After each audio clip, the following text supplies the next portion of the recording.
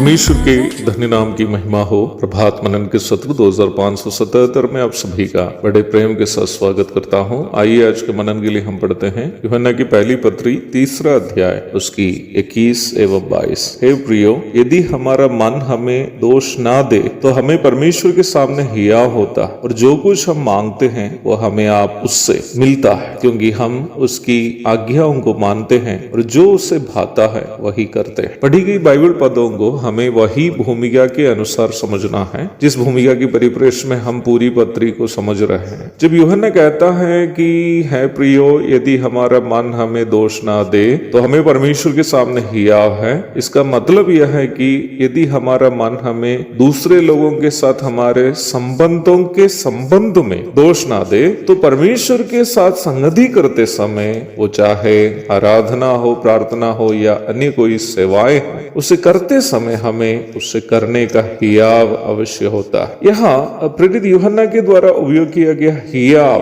अथवा कॉन्फिडेंस शब्द उस हिम्मत को सूचित करता है जो प्रभु की आराधना करने या प्रभु से प्रार्थना करने या प्रभु की सेवा करने हेतु एक विश्वासी अपने मन में एहसास करता है। इफिसियों 6 की 19 एवं 20 पदों में प्रेरित पौलुस वचन की सेवा करते समय साहस के साथ कर पाने हेतु विश्वासियों से प्रार्थना की मांग करते हुए आप देख सकते हैं। अवश्य याद रखें कि इन दोनों पत्रियों की भूमिका एफेसुस की कलीसिया है। वचन की सेवा करते समय प्रचार करने वाला व्यक्ति को साहस की क्या जरूरत है, क्योंकि वचन का प्रचार करने वाला व्यक्ति के जीवन में प्रचार किया जाने वाला संदेश वह लागू नहीं कर पाता हो तो वो कभी भी हिम्मत के साथ दूसरों को वचन बता नहीं पाएगा। इसलिए पौलुस विश्वासियों से प्रार्थना की मांग कर रहा है कि जो वचन वह प्रचार करने जा रहा है उसे वह पहले अपने जीवन में लागू कर पाए, तत्पश्चात उसे वह साहस के साथ अथवा हियाव के साथ दूसरों के साथ साझा कर सके। क्या भाई बहनों के साथ दुर्व्यवहार करने वाला एक व्यक्ति कलीसिया में एक दूसरे से प्रेम करने के लिए हियाव के साथ सिखा पाएगा? क्या दूसरों से झूठ बोलकर रुपये कमाने वाला एक व्यक्ति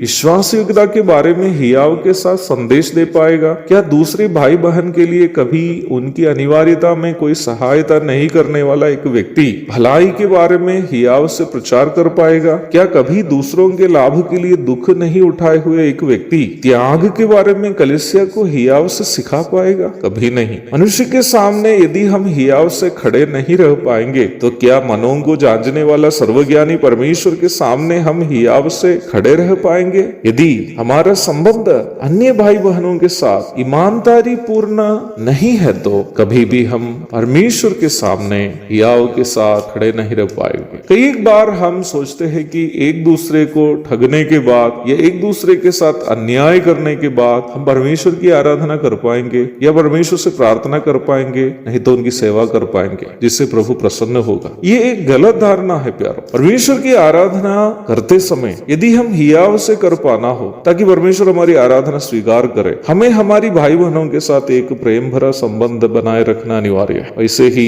प्रभु से प्रार्थना करते समय हियाव से प्रार्थना कर पाना हो ताकि प्रभु हमारी प्रार्थना सुने, या प्रभु की सेवा हियाव से कर पाना हो ताकि हमारी सेवा फलदायक हो, तो हमें हमारे भाई बहनों के साथ एक निस्वार्थ त्यागपूर्ण एवं प्रेम भरा संबंध बनाया रखना अनिवार्य है। परमेश्वर के लिए बलि चढ़ाते हुए उनकी आराधना करने के पूर्व भाई से मेल मिलाप करने के लिए मत्ती अध्याय 5 की 23 एवं 24 में इसी परिप्रेक्ष्य में प्रभु ने कहा है, जिसका विस्तृत अर्थ मत्ती 18 की 15 से 17 तक के भाग में प्रभु ने कहा है। ये दोनों भाग को मिला के पढ़ना बहुत जरूरी है। सैद्धांतिक विषयों को छोड़कर व्यक्तिगत समस्याओं को निपटाकर आपस में मेल मिलाप बनाए रखने की तरीका इन भागों में प्रभु ने अच्छा से समझाया है। अर्थात एक मसीह विश्वासी जहां तक संभव है अन्य विश्वासियों के साथ मेल मिलाप में रहने वाला एक व्यक्ति होना चाहिए। जहां मेल मिलाप संभव नहीं है उधर भी मसीह विश्वासी को प्रभु की उपस्थिति में आते समय यह हियाव होना चाहिए कि उन्होंने अगले को नुकसान पहुंचाने वाला कोई भी कार्य कभी भी नहीं किया,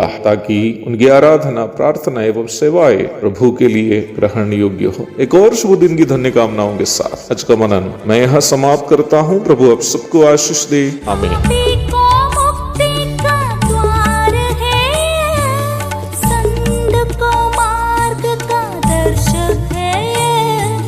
विश्वास जो करते हैं